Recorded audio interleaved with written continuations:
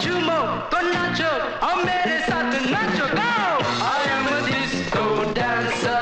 ভারতে চলচ্চিত্র এবং টেলিভিশন ইনস্টিটিউট FTII পুনে বলিউডকে উপহার দিয়েছে অসংখ্য প্রতিভাবান অভিনেতা।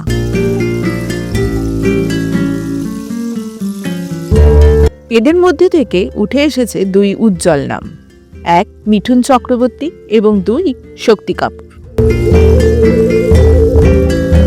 মিঠুন চক্রবর্তী ছিলেন সিনিয়র শক্তি কাপুরের থেকে। পরবর্তীতে তারা একই সঙ্গে বহু ছবিতে কাজ করেছেন, যার মধ্যে উল্লেখযোগ্য হল গুন্ডা, গুরু, ক্রান্তিক্ষেত্র, বাদল, প্যার কা কর্জ এবং দলাল।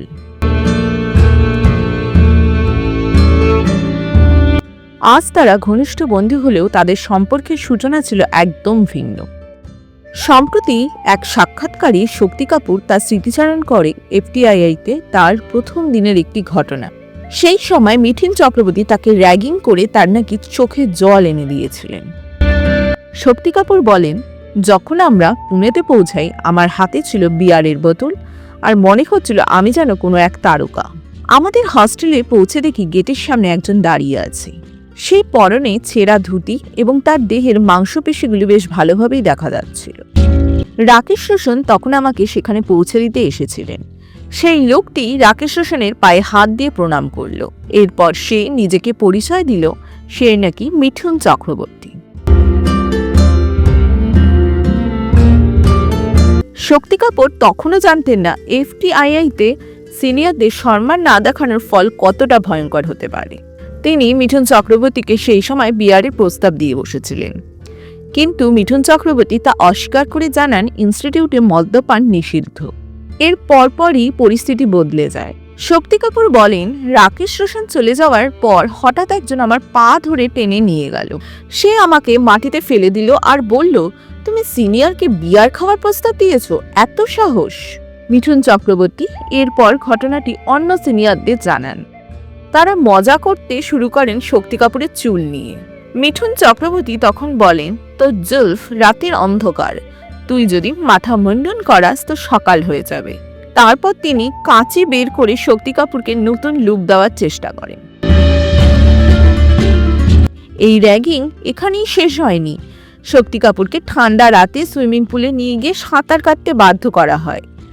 তাকে 40টি ল্যাপ দিতে বলা হয়, যদিও পরে কিছুটা মাপঝোপ করে ছাড় দেওয়া হয়। শক্তি কাপুরের এই অভিজ্ঞতায় এতটাই ভেঙে পড়েন যে তিনি ফিরে যাওয়ার জন্য সিনিয়রদের কাছে অনুরোধ করেন। আমি একটা বাদরের মতো দেখাচ্ছিলাম। আমি কাঁদতে শুরু করলাম এবং তাদের হাতে পায়ে ধরে ক্ষমা চাইলাম, তিনি বললেন। অবশেষে মিঠুন চক্রবর্তী এগিয়ে আসেন এবং শক্তি কাপুরকে শান্ত করেন।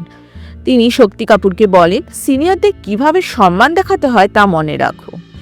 মিঠুনের এই উপদেশ এবং পরে তাদের এই বন্ধুত্ব FTII-তে একটি কঠোর নিয়ম শৃঙ্খলার একটি মানবিক দিক প্রকাশ করে।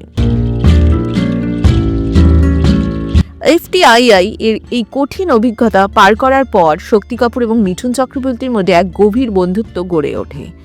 এই বন্ধুত্ব পরে বলিউডে তাদের একাধিক সফল ছবিতে একসঙ্গে কাজ করার অনুপ্রেরণা জুগিয়েছিল।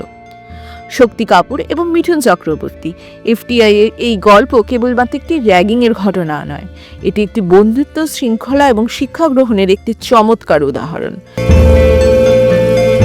জীবনের কঠিন মুহূর্তগুলো কিভাবে একটি সুন্দর সম্পর্কের সূচনা করতে পারে তা আজকে এই গল্পের মাধ্যমেই প্রকাশ পেল।